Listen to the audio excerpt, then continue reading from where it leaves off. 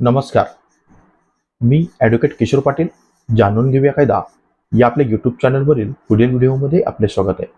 मित्रांनो, आज आपण तुमच्याकडचा 7/12 हा खरा आहे किंवा खोटा, किंवा तुमच्याकडे असलेला 7/12 हा कायदेशीर आहे का बेकायदेशीर, हे कसं ओळखावं या संदर्भात फार उपयुक्त अशी माहिती आजच्या व्हिडिओतून आपण घेणार आहोत. त्याशिवाय 7/12चं वाचन करत असताना किंवा 7/12 हा कोणकोणत्या गोष्टींसाठी उपयुक्त असतो आणि त्याचा खरेपणा आणि खोटेपणा हा कसा सिद्ध करता येऊ शकतो या संदर्भात देखील आजच्या व्हिडिओमध्ये आपण माहिती घेणार आहोत. मित्रांनो, व्हिडिओला सुरुवात करण्या अगोदर तुम्ही जर आजपर्यंत आपलं चॅनल सबस्क्राईब केलं नसेल किंवा तुम्ही जर आज पहिल्यांदा आपल्या चॅनलला भेट दिली असाल तर ते चॅनल आज रोजी लगेच सबस्क्राईब करा, जेणेकरून मी देत असलेली कोणतीही नवनवीन अपडेट ही तुम्हाला वेळोवेळी मिळत राहील. मित्रांनो, आपल्याला माहीत असेल की प्रत्येकाच्या घरामध्ये 7/12 उतारा हा असतो. म्हणजे ज्या लोकांकडे शेती असेल तर अशा लोकांकडे 7/12 उतारा हा असतो. या 10 वर्षामागे जर आपण गेलो तर 7/12 हा डिजिटल 7/12 नव्हता, तो एका हस्तलिखित कागदावर तयार केलेला 7/12 होता. म्हणजे 7/12चा फॉर्मॅट होता आणि त्या फॉर्मॅटमध्ये जो व्यक्ती मालक असेल तर त्याच्या नावाची नोंद केली जायची आणि त्याचं जे क्षेत्र असेल तर त्या क्षेत्राची नोंद केली जायची आणि सदरचा 7/12 हा हस्तलिखित स्वरूपाचा होता. त्यामुळे तो 7/12 तयार करत असताना फक्त त्याच्यावरती जर तुम्हाला ती खरा आहे किंवा खोटा हे जर तपासायचं असेल तर अशा परिस्थितीमध्ये त्या उतार्यावर फक्त तलाठी यांची सही आणि शिक्का असायचा. परंतु आता फसवणुकीच्या दृष्टिकोनातनं ती फसवणूक लोकांची फसवणूक केली जाऊ नये किंवा सामान्य शेतकऱ्यांची फसवणूक केली जाऊ नये हा उद्देश डोळ्यासमोर ठेवून महाराष्ट्र शासनाने सदरचा हस्तलिखित 7/12 हा डिजिटल 7/12 मध्ये रूपांतर केलं. डिजिटल 7/12चं जर आपण वाचन केलं तर त्यामध्ये कोणत्याही स्वरूपाचा जर बदल घडवायचा असेल तर मात्र त्यासाठी संगणकीकृत 7/12 हा असल्यामुळे त्याच्यावर कोणत्याही व्यक्तीला सहसा बदल करणं हे शक्य होत नाही, कारण सदरची माहिती ही अपडेट केल्याशिवाय तो 7/12 हा परिपूर्ण होत नाही. त्याशिवाय 7/12च्या एका कोपऱ्याला एक चौकोनी बॉक्स देखील असतो, ज्याला आपण QR कोड म्हणतो. सदरचा QR कोड हा तुमचा 7/12 खरा आहे किंवा खोटा हे सिद्ध करण्यासाठी पुरेसा असतो. आता मित्रांनो, तुम्हाला प्रश्न पडला असेल की काही 7/12वर QR कोड हा नसतो, परंतु एक गोष्ट लक्षात घ्या की ज्या 7/12वर QR कोड नसेल तर तो 7/12 हा अद्ययावत किंवा खरा 7/12 नाही असा त्याचा अर्थ होतो. परंतु ज्या 7/12वर QR कोड असेल असाच 7/12 हा कायदेशीर दृष्ट्या खरा आणि सत्ता खोटा 7/12 हा कशा पद्धतीने आणला जातो हे देखील आपण समजून घेऊया. त्यामध्ये महत्त्वाची गोष्ट म्हणजे अशी की तुम्ही जर दुसऱ्या व्यक्तीकडनं खरेदी खत करून घेत असाल आणि खरेदी खत करून घेत असताना तो व्यक्ती भूमिहीन होत नाही हे दाखवण्यासाठी त्या खरेदी खतासोबत अद्ययावत 7/12 किंवा तो व्यक्ती दुसरा देखील त्याच्याकडे क्षेत्र आहे, शेती आहे हे दाखवणारा 7/12 उतारा त्या खरेदी खतासोबत जोडावा लागतो. अशा परिस्थितीत काही लोक हे खोट्या स्वरूपाचा 7/12 त्या ठिकाणी जोडतात.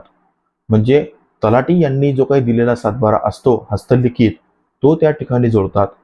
परंतु त्या 7/12वरती जर QR कोड नसेल, एक गोष्ट लक्षात घ्या, 7/12 खरा आहे हे ओळखण्यासाठी 2 प्रमुख मुद्दे आहेत. एक म्हणजे तलाठीचा शिक्का आणि सही, आणि त्यानंतर जर तो अद्ययावत 7/12 केला असेल तर त्यामध्ये QR कोड हा दिलेला असतो. QR कोडमध्ये तुमचा 7/12 वरती जे काही तुमचा 7/12 हा कुठून तयार करण्यात आला, कोणत्या जिल्ह्यामधून आहे, कुठल्या तालुक्यातून आहे, किती क्षेत्र आहे, थोडक्यात म्हणजे त्या शेतकऱ्याची संपूर्ण कुंडली त्या QR कोडमध्ये असते. तुम्हाला जर तो QR कोड स्कॅन करायचा असेल तर त्याची देखील माहिती आपण आपल्या व्हिडिओमध्ये घेणार आहोत. त्यासाठी तुम्हाला तुमच्याकडे असलेला जो काही स्कॅनर ॲप असेल किंवा Google असेल तर त्याच्यामध्ये देखील एक कॅमेऱ्याचा फोटो दिलेला असतो.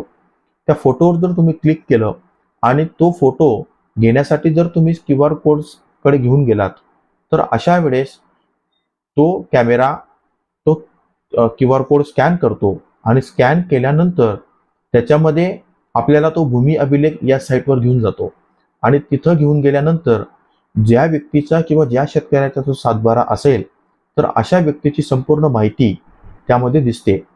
परंतु तो सातबारा जर खोटा आणि बनावट असेल तर अशा परिस्थितीमध्ये त्या ठिकाणी एरर असा मेसेज येतो. ज्यावेळेस एरर हा मेसेज येईल त्यावेळेस तुम्ही असं समजायचं की हा सातबारा बनावट आहे, फसवणुकीसाठी तयार करणारा दस्तऐवज आहे.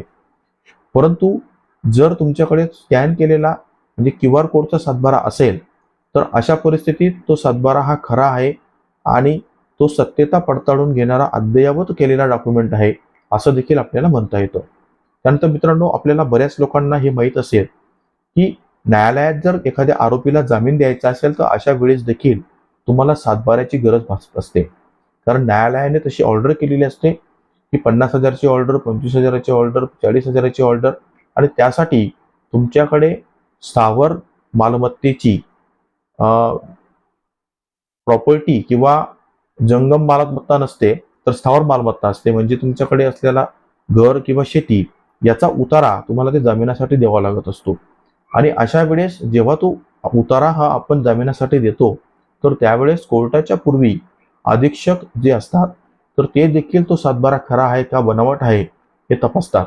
आणि ते तपासण्यासाठी ते फक्त त्या सातबाऱ्यावरती QR कोड आहे का एवढंच बघतात. कारण त्या QR कोडमध्ये संपूर्ण माहिती ही दडलेली असते. ते शेतकऱ्याचं शेतीचं जे काही क्षेत्र असतं त्या क्षेत्राचं पूर्ण वर्णन त्या QR कोडमध्ये केलेलं असतं. आणि एवढेच नव्हे तर त्या QR कोडमध्ये जो काही अधिकारी असतो, तलाठी असतो तर त्याची देखील डिजिटल स्वाक्षरी हे त्या QR कोडमध्ये केलेली असते. त्यामुळे तुमची भविष्यात फसगत होऊ नये हा उद्देश डोळ्यासमोर ठेवून आजचा हा व्हिडिओ आपल्यासाठी आपण घेतला. मित्रांनो, आजचा हा व्हिडिओ तुम्हाला कसा वाटला ते जरूर कळवा.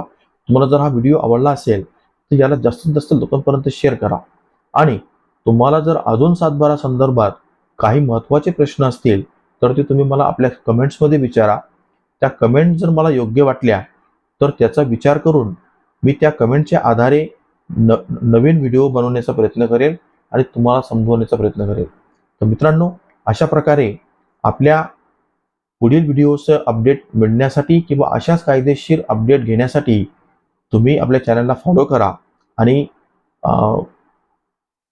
सबस्क्राईब या बटनावर क्लिक करून आपलं चॅनल सबस्क्राईब करा. धन्यवाद.